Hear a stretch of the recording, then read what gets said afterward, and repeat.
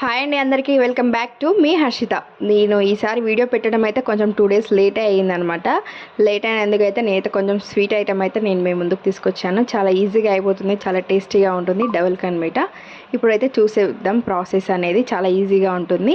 First అయితే నేను bread తీసుకొని దాన్ని అయితే 4 పీసెస్గా అయితే కట్ చేస్తున్నాను. ఒక పీస్లో అయితే ఎడ్జెస్ తీసేసి ఇప్పుడు డీప్ ఫ్రై కోసం అనేసి నేను ఒక 4 టేబుల్ స్పూన్ అయితే ఆయిల్ తీసుకున్నాను, 2 టేబుల్ స్పూన్ అయితే నెయ్యి తీసుకున్నాను. ఇప్పుడైతే డీప్ ఫ్రై అయితే చేసేస్తున్నాను. అవి ఎక్కువ మాడకూడదు అనమాట. రెడ్ ఇట్లా షేడ్ వచ్చేసాక తీసేసుకోవాలి. అలాగే ఇంకో ప్యాన్లో వచ్చేసి నేను డ్రై ఫ్రూట్స్ కోసం అని వేస్తున్నాను అనమాట. మొత్తం నెయ్యితోటే డ్రై ఫ్రూట్స్ అనేది మొత్తం నెయ్యితోటే వేయించేస్తున్నాను అనమాట. చాలా బాగుంటుంది, చాలా టేస్టీగా కూడా ఉంటుంది కదా, అందుకని అన్ని డ్రై ఫ్రూట్స్ వేస్తున్నాను. ఇప్పుడు కొంచెం కిస్మిస్ వేస్తున్నాను లాస్ట్కి. ఫస్టే కిస్మిస్ వేస్తే మాడిపోతాయి కదా, అందుకని.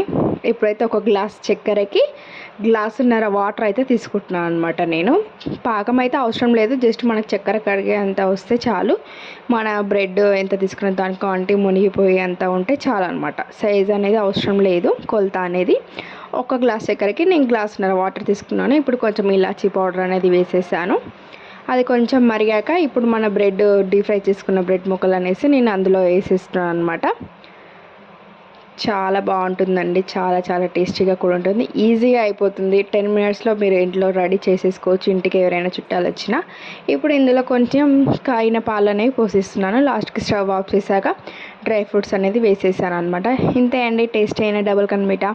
చాలా ఈజీగా ఉంటుంది, చాలా టేస్టీగా ఉంటుంది. మీరు కూడా ట్రై చేసి మీకు ఎలా వచ్చిందో నాకు కామెంట్ బాక్స్లో చెప్పండి. అలాగే నా వీడియో కనుక మీకు నచ్చినట్లయితే లైక్ చేయండి, షేర్ చేయండి, కామెంట్ చేయండి. ప్లీజ్ సబ్స్క్రైబ్ చేసుకోండి ఫ్రెండ్స్. ఇంకెవరైనా సబ్స్క్రైబ్ చేసుకొని వాళ్ళు ఉంటే కూడా చేసుకోండి ప్లీజ్.